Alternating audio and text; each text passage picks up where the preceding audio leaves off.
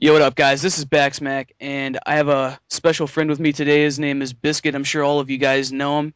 This is Yo, what up? what up, fellas. We're doing our sports podcast that we've been talking about for quite a while. Um, I posted it in one of my videos that we are thinking about doing this, and we got some positive feedback. So we're actually gonna make it happen. And what better way to start off our first episode than to run through our NBA playoff brackets and pick our winners all the way through the finals and maybe discuss a few other lottery teams and see how it goes. So, you have anything you would like to add, Biscuit, or do you want to jump straight into the Yeah, the you bracket? know, I this is the first year I have been more excited for the NBA than for the NHL. I mean, it's been a bad NHL season for the Flyers, and I mean the Sixers sucked too, but I've just been really enjoying the NBA. I'm really excited for the playoffs this year. Would you like to discuss your favorite NBA teams or teams you favor and teams you don't like, so people might kind of get a clue if maybe we see them a little bit biased, or we're trying to be as unbiased as possible in this, but just give some perspective as to where we're coming from with this. Yeah, we can do that. I don't know if you guys know, I'm a huge Philadelphia sports fan, so obviously I like the Sixers. We sucked this year. We sucked a lot. But that's okay. Um, but because the Sixers are in the East, there are some teams that I don't, like AK the Knicks, the Celtics. I'm really kind of indifferent on the other teams other than Chicago because they have Nate Robinson, and I've never liked Nate Robinson because he beat Andre Iguodala in the dunk contest, which was complete nonsense because Iguodala's dunks were just so much better. But Nate Robinson's on on the Bulls, so I don't like him. I'm kind of partial. I'm kind of partial to Denver just because they have Iggy. He was my favorite player for the longest time, Andre Iguodala. Uh, but I also have some other Western team favorites. But I'll let you talk about what you All wanna right, say, I'm Cole. gonna run through some of the teams I favor. Obviously, a lot of you guys probably don't know. Um, I am a huge LeBron James fan, so I'm partial towards Miami because I just pretty much root for LeBron no matter what. He's an electrifying player, and I was never much of a basketball fan growing up, even though I'm getting further and further into basketball, into the NBA as I grow older. But he was the one player that kept me interested in the NBA, at least to an extent, growing up. So I always follow him and favor him. So I definitely root for the Heat now because of that. And there are several other players on the Heat I've really grown to like because I watch, as I'm sure Biscuit does, watches every Sixers game. I watch every Heat game. So you can't help but naturally grow to like other players. But as far as the East goes, I definitely do not like the Celtics. That is one team I do not like. And other than that, I'm pretty, I guess, unbiased towards everyone else. And as far as the West goes, I definitely root for the Thunder because Kevin Durant is also an electrifying player to watch. It's a shame that he's chained at the hip with Russell Suckbrook, as I like to call him, because I don't think they'll ever win a title as long as he's being pinned down and weighed down by the actions of Russell Westbrook. But other than that, I really don't have too many teams in the West that I have a favorable or unfavorable opinion of. I'm excited to see some great basketball. The West is absolutely loaded and stacked this year, top to bottom. Anybody could win any series. So if you're into the NBA at all, that's definitely going to be the conference to watch throughout these playoffs. So I guess that takes care of our biases and unbiases and things like that. But we're gonna try to be as impartial as possible going through this playoff bracket. So we're gonna get started with the first playoff match in the East. That's between Miami and the Bucks, the Milwaukee Bucks. I'm gonna take Miami in five. Um, they lead the season series 3-1. Brandon Jennings challenged the Heat, saying that they would beat the Heat in six. So I'm sure that certainly lit a fire under the likes of LeBron James, Dwayne Wade, and Cast. I'm absolutely certain they don't appreciate that, and I have a feeling they're going to make him regret saying such nonsense. But go ahead, Biscuit, and throw your take in on that. Yeah, I don't even think this needs to be discussed. The Bucks suck. The Bucks suck. The Heat are gonna crush them in four. I really don't think LeBron's gonna waste any time with these guys. Keep your strength up, the Heat, and just beat them in four. Get them out the way, and that'll be the end of the Bucks. Yeah, or that's true. nothing. It's embarrassing that the NBA Yeah. has a sub 500 team in the playoffs. Yeah. Six I games under mean, Brandon 500. Jennings is good. He shoots way too much. Monte Ellis is all right, but there's no match for LeBron's. Just gonna take it to him, beat him in four because this is the playoffs and he does want to win. So. That is true. I actually might go with the Heat in four in that, just because of the extra added motivation of Brandon Hmm. Jennings running his mouth. It's, I'm, I'm not one to call a shutout in a series just because I think it's the NBA. Any game, anybody can get hot and beat you no matter what on any given night, even in the playoffs. But you're right. I think LeBron's just going to go in and handle business and prepare Yeah. so they can get extra rest for the second round. Yeah, for sure. All right, moving on to the second series, we have the Knicks and the Celtics. Obviously, I think this is going to be the most exciting Eastern Conference matchup, maybe through the entire playoffs. The Eastern Conference Finals will certainly be wild, but this could very well be the best playoff match other than that in the East. Uh, I'm leaning towards almost taking the Knicks in six, but I think if the Celtics can push it to Game Seven, I think that they have the veteran savvy to pull through. And 3-point shooting is obviously one of the Knicks things that they live and die by. And it's hard to win a 7-game series whenever that's your mentality because as hot as Carmelo's been, we know that 8 out of 9 times, or maybe it's nine. I think it's 8 out of 9 times he has not gotten past the first round of the playoffs. So the odds are in Boston's favor as far as him not getting out of the first round. And Doc Rivers is an excellent coach, so I'm sure he'll have his team prepared and plan well for the Knicks strategies. Yeah, I definitely agree. I love Doc Rivers. That's the one thing I do like about Boston. I'm also, kind of pulling for him just because of the Boston Marathon. Give him something to really be excited about. I think the Celtics can do it. They're a veteran team. I mean, it's going to hurt not having Rondo because these are the games and these are the series that you want. Star caliber players that can take over games such as a Rondo. But they got the truth. They got Paul Pierce and I always believe in the truth. He hits some clutch shots. So I'm gonna go with the Celtics. I'm gonna go with the Celtics in seven for sure. I just don't like the Knicks much at all. I don't like Iman Shumpert and that, and I just feel like if they start missing threes, the Celtics play unselfish basketball with Doc Rivers, and they should hopefully beat the Knicks. Absolutely. If it goes to Game Seven, there's no way you can't pick Boston. I get in my opinion, with the way Doc Rivers prepares that team. But moving on to the third Eastern Conference first round series, which is the Indiana Pacers and the Atlanta Hawks.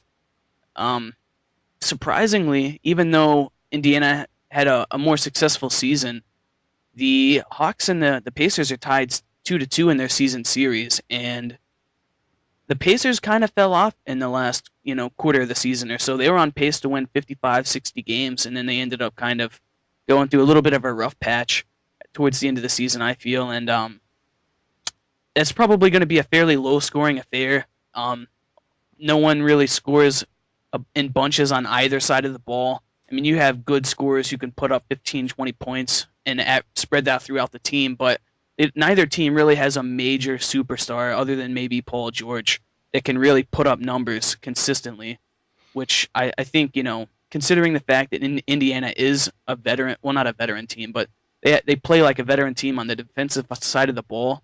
I think that's just going to be too much for the Hawks to handle, and I'm gonna go 4-2 Pacers winning in six. Yeah, the Pacers are complete thugs. David David West, Roy Hibbert are they're two bigs. They just bruise people. They're bangers in the paint. It's kind of hard to deal with that. I mean, they got Josh Smith. The Hawks have Josh Smith, but I've never been a real big fan of Josh Smith. He's really not gonna be able to compete with the bigs of of the Pacers, and I believe that the Pacers were the number one rebounding team in the NBA. So that's gonna hurt the Hawks because rebounding is extremely important, especially if you can kick it out to 3-point shooters like Paul George, and they could make it rain. But I really think the Pacers should handle business in here, 4-2, 4-1, but Pacers on top for sure. Yeah, Tyler Hansbrough, can't forget him. He comes off the Yeah, bench and provides some good enthusiasm and rebounding and even a little bit of scoring occasionally for the Pacers. yeah. So, moving on to the fourth and final Eastern Conference series of the first round, we've got Brooklyn and Chicago. I would say this is going to be a fairly one-sided series. I'm going to take the Bulls in five in this series. They lead the season series 3-1. Brooklyn is a new a new core unit, I guess you could say. They've certainly found themselves in the second half of the season, but I think the way their owner pressured them basically into saying at the beginning of the year, he said if they didn't make the Eastern Conference Finals, anything short of that is a failure. That's just too much pressure on their team leading into the playoffs. There's going to be a lot of questions and a lot of people talking about that. And I just feel like with the core unit of the Bulls being intact, even without D Rose, their defensive savvy and um, even at times, I know you don't like him, but Nate Robinson, he can chip in and get the offense, and I think that will be enough to get past the Brooklyn Nets in six. The Nets are an interesting team. This is one of the series that I'm kind of a toss up on. I want D Rose to come back. D Rose is one of my favorite players in the NBA. Hopefully he plays in the playoffs. That'd be awesome. Um, but the Nets have got some good players. Ron Williams. I mean, Joe Johnson is clutch as he's clutch as anything. He's hit so many game-winning shots. It feels like this year, 4 or 5 at least. So I Absolutely. can't discredit Joe Johnson in that, and Brooke Lopez is even all right. But Boozer's played well this year. I'll give it to the Bulls. Tom Thibodeau is a great coach, and he's got them playing well. Nate Robinson can score. Even Kurt Heinrich for some reason is doing well. But I'm gonna go with the Bulls and hope that D Rose comes back. But I definitely think the Bulls can pull it out with Tom Thibodeau at the helm. If Derrick Rose is going to come back, I see it being in the first round of the playoffs. I cannot see it. Of course, I would imagine that the Heat will advance, and I'm certain that the Bulls will advance as well. I can't see them bringing him back in his first action in a playoff series against the Miami Heat. I just think that would be Yeah, asking way too much. So if Derrick Rose does return, it will be in this first round series, in my opinion. And if he does return, I think that will be an emotional lift that will probably be the biggest story in the playoffs this year, even if the Bulls get an early first or second round exit. But if he comes back in this round, I certainly think that will be an emotional lift to Chicago, and they'll cruise past Brooklyn, and it might even cause them to challenge the Miami Heat if he does indeed come back. But I guess that's just one of those things we'll have to wait and see. So moving on to the Western Conference first round matchups, we've got the Oklahoma City Thunder and the Houston Rockets. Um, the Thunder lead the series 2-1, the season series, and it took a miraculous, well, near miraculous effort from James Harden to win one of the games. I believe that was his game where he had 46 points or something absurd like that on an insane shooting percentage and was just raining shots in from everywhere. So I don't see this being much of a challenge for the Thunder is in the long run, but I see it being an exciting series where a lot of the games are close. But I'm going to certainly take the Thunder in four. I mean in five. I think that the Rockets, they have those games where they put up 120 points, 125, and they're tough to beat when they do that. But I don't see them being able to do that on a consistent basis in the playoffs, and especially against a team with such an elite caliber of players like the Oklahoma City Thunder. So I'm definitely going to make that a 5-game series in favor of the Thunder. yeah. Thunder in 5. No, nobody on the Rockets can cover Durant. I mean, it's that simple. I mean, the Rockets of James Harden. I mean, and Omar Speak, Jerry Lin, but nobody can contend with Durant on their team. So definitely Thunder in 5. All right, moving on to the San Antonio Spurs and the Los Angeles Lakers series. This actually will probably be one of the most dramatized series in the playoffs, at least in the Western Conference. Obviously, you have the banged up Spurs who are limping into the playoffs. I believe they lost 3 of their last 10 games going into the playoffs. Um, the Lakers are actually on an upswing. They won their last 5 games that were against tough opponents, including the Spurs and the Rockets.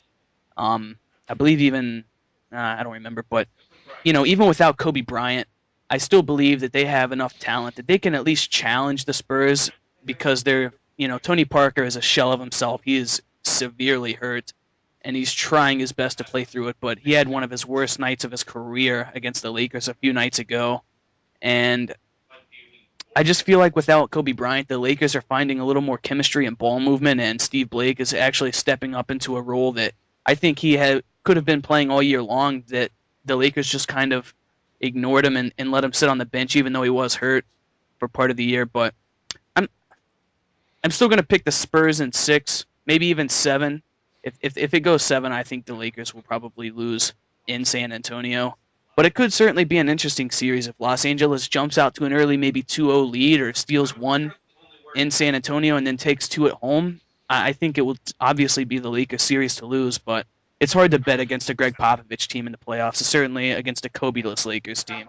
Yeah, Pop and Duncan, they got rings for a reason.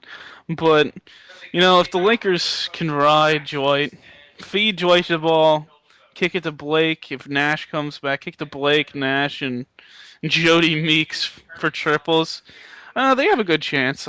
Dwight's a great player. Dwight's definitely the best big man in the league. He's unstoppable if he wants to be. So, if they give me the Dwight Howard of 3 years ago, going to the NBA Finals or the Eastern Conference Finals, yeah, give me Dwight and the Lakers. Give me Dwight and the Hey, Lakers. he is getting healthier game by game. He's playing more with more enthusiasm, more energy, and he's becoming more and more athletic, jumping up, blocking shots, doing things that he wasn't hmm able to do in the early part of the season. So you never know. That'll certainly be a drama-filled series. On to the Denver Nuggets and Golden State Warriors series. I think this will obviously be one of the more entertaining Western Conference first round series. Both of these teams play at warp speed, and they put up buckets. All they do is just run the floor and just score as much as they possibly can. I think that Denver is a much bigger team than Golden State, so I think that Denver will be doing more running the floor, trying to get in the paint, doing dunks and a lot of things like that, while Golden State will be running the floor and doing a lot of jump shooting. So it certainly will be interesting to see. It's hard to rely on jump shooting in the playoffs, although without Gallinari on the Nuggets, it certainly opens up a hole for the Warriors to possibly contend for the series, even though the Nuggets did win the series 3-1 in the regular season. But I gotta stay with the Nuggets. They have home court advantage. I'm gonna take Nuggets in six. It's hard to win in Denver.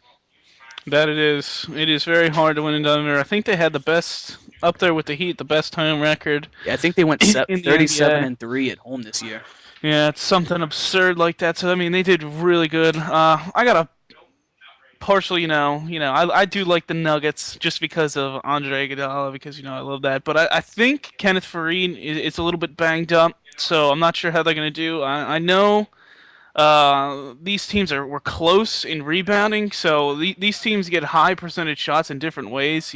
Golden State's going to shoot jump shots. Steph Curry is just unbelievable, Lights out. in my opinion. He's definitely got the wettest jump shot in the whole Broke game. Ray Allen's 3-point record. Yeah, he's just unbelievable, and I love Steph Curry. And if it wasn't for the home record of the Nuggets, I would go Golden State. But I just think the Nuggets are going to win. They're fast. They're really fast. I was watching them face the Spurs, and they were down by 5, and next thing I knew, they were up by 20. Like that's how quick they were. They run the floor hard, and they can pass. But sometimes they get a little too fancy. But I definitely think the Nuggets are going to pull that one out as well.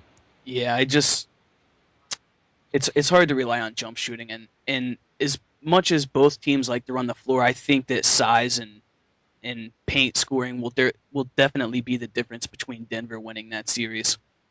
Yeah. Okay, moving on to the fourth and final first round matchup of the Western Conference, we have the Los Angeles Clippers, believe it or not, against the Memphis Grizzlies, a rematch of the 7-game series that took place last year in the first round, I believe. That was a hell of a series. Everyone is expecting nothing short of that again this year. The Clippers lead the season series 3-1.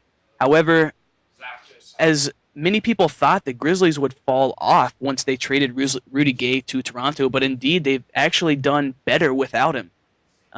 They're playing a lot better team basketball. Not Pal, Marc Gasol actually is playing like a man in the paint. I think that he will absolutely bully Blake Griffin and DeAndre Jordan on the block. So I think that's going to be one of the areas for concern as far as the Clippers go. And Tony Allen is going to be up there probably in Defensive Player of the Year voting, I believe, if I'm thinking of the right guy. And Chris Paul is going to have a tough time with him because Lob City you can't rely on things like that and highlight plays to get you through a playoff series. And even though the Clippers have the home court advantage in this series, I'm still going to take the Grizzlies in 7. I'm gonna I think they're on the upswing, and the Clippers have kind of been on the downswing. There's some rumors of some unrest going on in the Clipper locker room. And if it goes to a 7 game series, I think there will be some frayed nerves on the side of the Clippers. And that might just allow the Memphis Grizzlies to slip by and maybe make a playoff push. I think that it's time. If Blake Griffin wants to be a big name, if he wants to be the next star, it's time to step up. These playoff series is where you can make your name. If Blake Griffin does extremely well, play like a man possessed, CP3 will do his thing. I feel he's healthy, he's ready to go. He wants to win a championship. Give me the Clippers in 6. Well, we know there's going to be a lot of dunks in that series, so Yeah, true I don't enough. think anybody can go wrong as far as watching that series goes. But moving on to the second round, I believe we both have the Heat and the Bulls picked to win their first round series. So those will be, or that will be the most likely matchup in the second round in the Eastern Conference. I'm going to pick the Heat in 6. If Derrick Rose comes back, I could see that easily going to 7. But is what as good of defense as the Bulls play, I just don't see them being able to score enough to compete with the Heat in a 7 game series. And with the Heat at home, they're extremely tough to beat. So I'm just gonna stick with the Heat in 6 and see what happens. I cannot go against LeBron. I mean, I love LeBron, but not because of who he is. He's a great guy, what a great player. But he is just this is the player of our era, and LeBron James. Nobody has ever stuffed stats like LeBron James, and at the speed that he does, the positions he guards. It's an impossible matchup almost for any team. And the Bulls will snap the Heat's win streak, but there's no way they beat them in a series. The Heat in 5.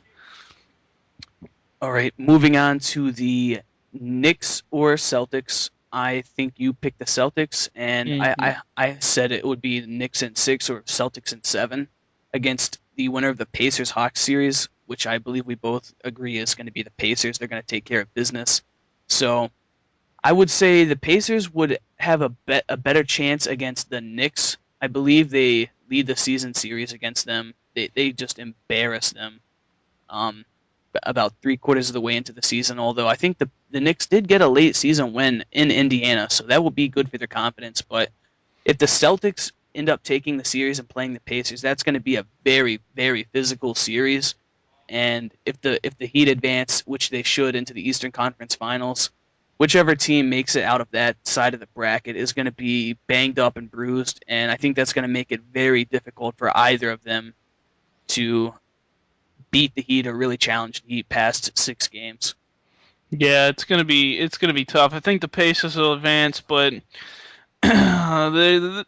they can get tired. I mean, it all depends. It all depends on what team gets hot. I mean, I could see the Celtics pulling it out, but the odds of that happening are very slim. I mean, you know.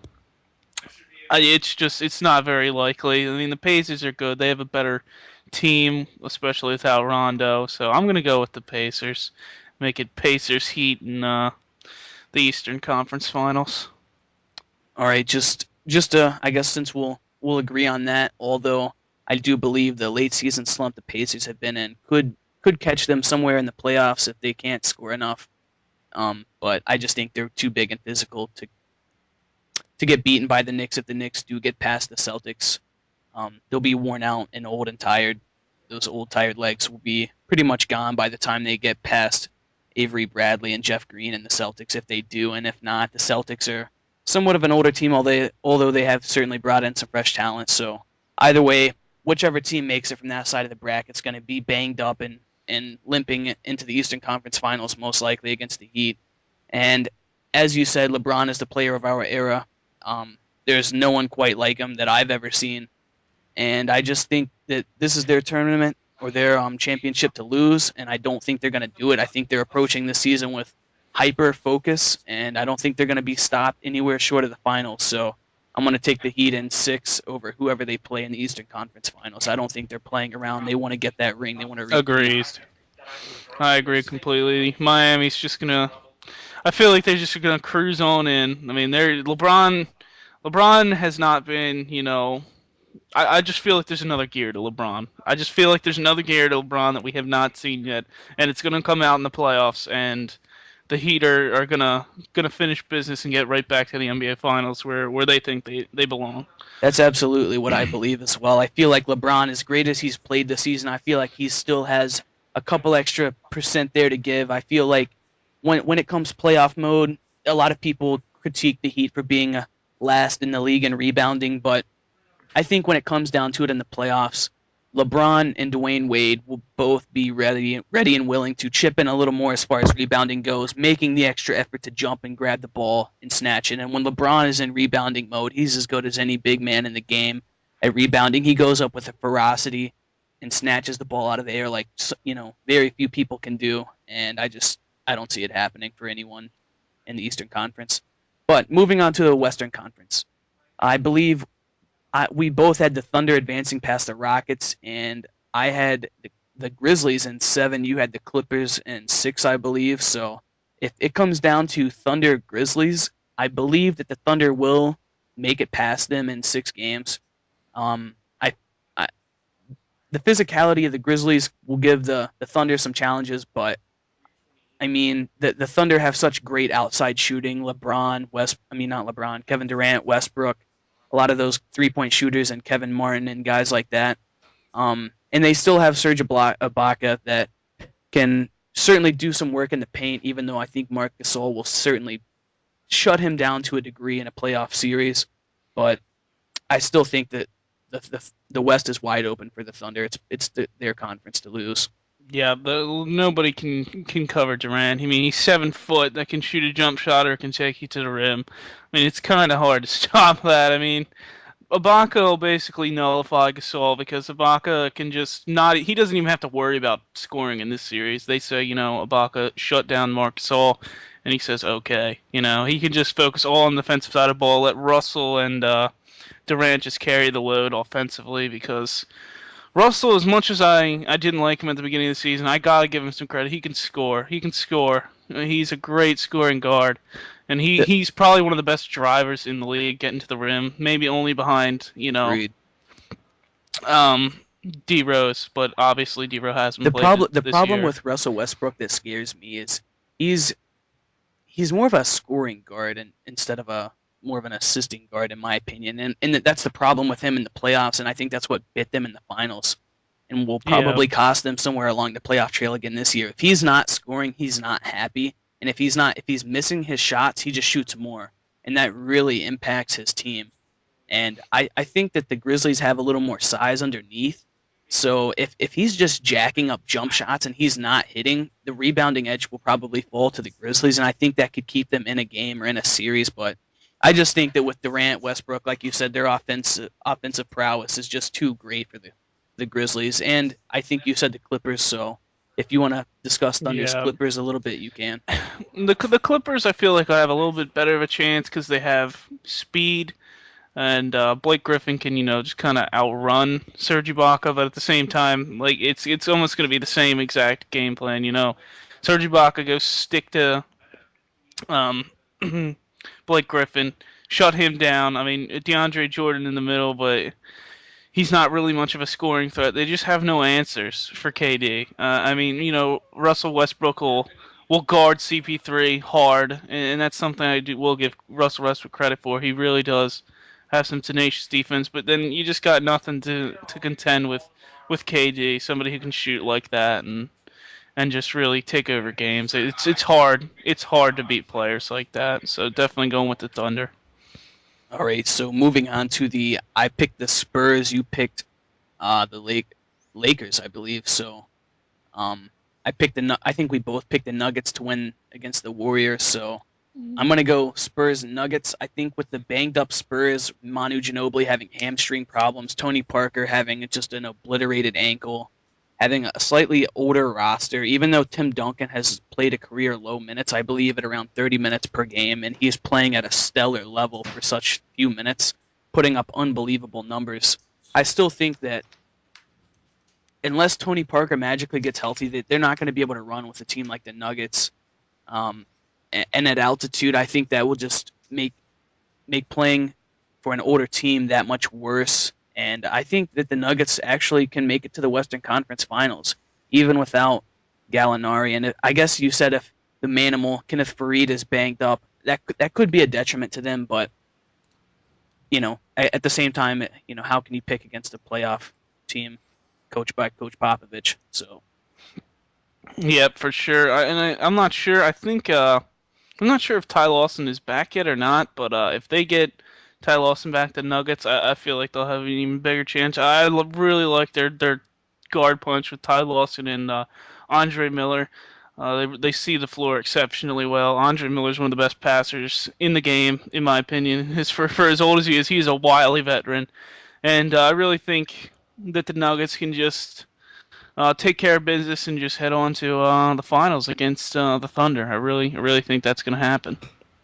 yeah, absolutely. Because if they can get past Golden State, I don't see the Spurs or the Lakers being a severe challenge unless, like I said, the Spurs They're magically get just too healthy. slow. Yeah, They're too slow to compete with the Nuggets because the Nuggets just get such high percentage shots with as many points in the paint as they score just because they're running the break all the time. So it's tough to stop that, especially if you don't get back. And that's been the big thing for the Lakers all season. they do Nobody not gets get back back. on defense, and that's gonna cost them, especially against teams like the Nuggets that are just run and gun basically. All right, so we have the entire Eastern Conference bracket picked, and we have now just the Western Conference Finals matchup left to pick. And I believe we both have the Thunder and the Nuggets in the Western Conference Finals. This should be quite an entertaining series, but like you said, Durant is just a man. I think he should be second in the MVP voting above Carmelo Anthony, but behind LeBron because obviously nobody has topped what LeBron has done this season. But I think that will be just a little too much for the Thunder and I mean for the Nuggets, and they will have home court advantage in that series. So that fortunately for the Thunder, they won't have to play many games in Denver. And if it does go to 7 games because they can't, for whatever reason, win a game in Mile High, I just think that with that Thunder crowd, that's such an electric atmosphere that they'll manage to get back into the finals for a repeat matchup with the Heat.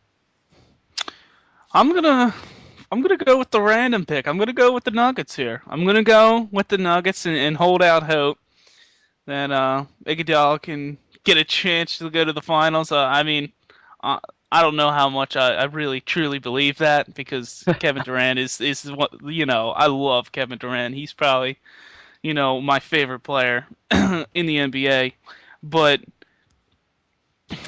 if for some reason Russell Westbrook falls, I'm saying a season-ending injury to Serge Ibaka and the Nuggets win. If Serge That's Ibaka were to suffer a season-ending injury, that would put a major cramp on the yeah. Thunder. That is for There you sure. go. That's what who knows. I'm going with the Nuggets, but just for something different. Sounds good to me. So that leaves us with the finals being my pick, a rematch of the Thunder and the Heat. And I don't see this year being much different than last year. I can see maybe this year it going 6, but I just 5 is probably more realistic. I think that winning, shutting the Thunder out, I don't think that's really possible. Even as good as the Heat are, winning that many games or winning 2 games in OKC and then just finishing it off at home. I mean, if they win the 2 games in OKC, then I guess that they'll sweep them. But I don't see Kevin Durant and crew being swept in the finals. So Nah, I'm gonna go with a 4-1 Miami Heat repeat. you can't stop KD. Like if it's gonna be Heat, like KD's gonna get his. Like it's almost inevitable. It's great players are hard to be stopped, and that's for any era. If there's And anyone can do it though, it's LeBron, and he's yeah, proven it. but KD will get his. The Thunder are a great team. I just think that the Heat are too possessed right now. I mean, for God's sake, Birdman Anderson is playing lights out, and the moment you have players like role players like Birdman Anderson playing lights out basketball, you have Ray Allen. I mean, arguably the best 3-point shooter to ever live. Just sitting on the 3-point side, LeBron drive the whole kick it to fucking Ray Allen, who's just raining threes. I mean, it's the Heat. The Heat are gonna win, in my opinion. It's their championship to lose, and I don't think LeBron's gonna do that. Yeah, I don't see it happening either. And this will be a great chance for LeBron to really cement his legacy if he can repeat as a champion. Go into the Not to mention, the other Heat players are, Dwayne Wade, who can win a game. You and he's know, healthy now coming into the playoffs for the Chris, first time in a while. Chris Bosh, who is no slouch. Chris Bosh can hit One jump of the most shots. underrated clutch Yeah, players in the NBA. He is he's a good. very clutch player, whether it be jump shots And late in the clock, foul shooting, or getting late blocks. I've watched he him several times get big time blocks to clutch out a game. he quietly has had an amazing season too. Nobody talks about it because it's LeBron and D Wade. It's Miami, but And watch out, Chris Bosh Bostrich could is have some always the joke, stats. but as You know, as many things as he does to get joked about, he makes up for it in his incredible play that sadly not many people notice, and it's a shame. And one of the unsung heroes of the Miami Heat is Shane Battier. That guy, 89% of his shots, I believe, that he has made have came from the 3-point range, which talk about knowing your role. And he is an excellent defender that, he annoys players that, I mean, players have admittedly openly said, he is an annoying defender the way he face guards and gets all over you. So, I mean, you can't ask for much more than a player who knows his role as well as that guy. best role players in the game, in my opinion. They have awesome role players, and it's an awesome team. They are an actual great NBA team. They Yeah. play together. They are a Even good team. even the Heat haters out there, I mean, I would recommend, Yeah, even if you don't like them, just watch them and appreciate them while you can, because who knows how many years or decades it could be before we see a team of this caliber and of this energy and just that's so fun to watch and that just knows how to play together as well as they do. It's truly enjoyable, and can't forget. Even the dogs agree. But one other player on the Heat that always seems to come through in big moments is Mario Chalmers. And as much as he got picked on by the big three last year, he has certainly stepped up in a big way this season and last season. He always can be counted on in huge moments. So I just think they're unstoppable. But I guess that pretty much wraps up our bracket. If you want to, I guess, maybe throw in a few comments about the lottery teams for the East and the West, maybe who you would like to see drafted, or maybe talk about your Sixers a little bit and what they need to do to improve their roster. Obviously, their coach just resigned to kind of close out this podcast. Doug Collins out, boys. Sixers signed Bonham last year. I'm sure you guys all heard about that. That was one of the worst things. Bonham never played a game, like I said he would. And How many millions was it that he stole from Philadelphia? oh man, I think it's like 10. I think it's 10. I think that's what they got out on. I know it was a longer deal than that. It was like a 2-year, 16 million, but I think the Sixers are obligated for 10 million or 6 million, something like that. But yeah, a lot of it's like injury insurance and stuff like that that covers the costs for Bonham. But doesn't really change the fact that we sucked this year because we tried to sign a quote unquote high caliber big man and just didn't happen. I mean, Andrew Bynum's good, but he's just got degenerate knees now, so I don't know how that's gonna work out. I want the Sixers to maybe try and go out and make some moves. Josh Smith's gonna be a free agent. I don't know if I really want him, but it is a toss up. There's also been speculation that the Sixers are going to sign Bynum again, and if they do that, I'm gonna be really pissed because I don't want to deal with that anymore. I mean, you just gotta almost cut your losses. And then obviously you have the terrible teams of the NBA.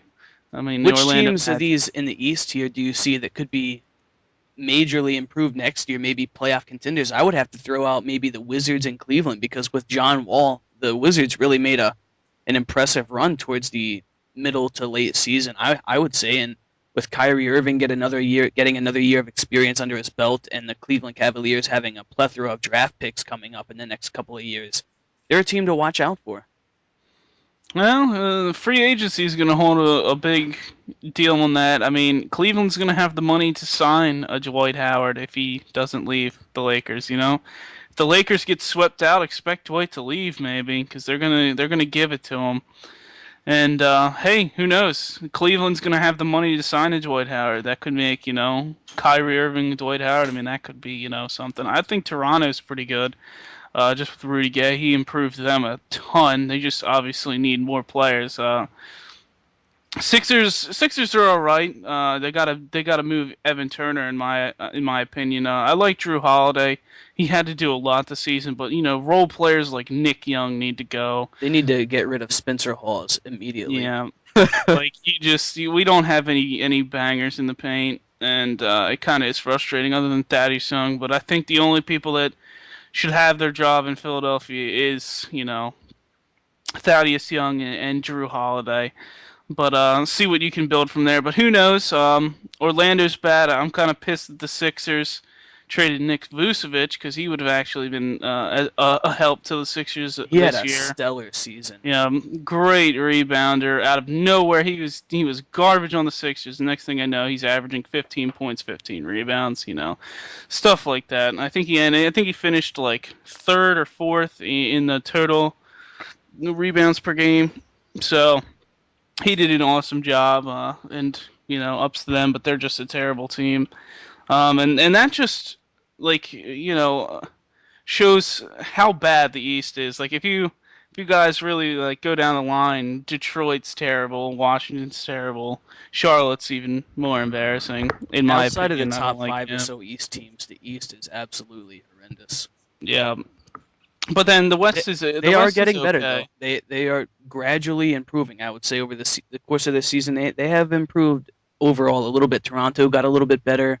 Washington got a little bit better. Kyrie Irving is certainly making the Cavs better, even though he got hurt late in the season and they kind of faltered a little bit. But in Orlando, they might have a few young pieces to work with, and they obviously have the number 1 lottery pick coming up because Charlotte is such a terrible franchise that they gave up the number 1 lottery pick by winning 3 in a row to end the season just because they're so stupid they can't even lose correctly.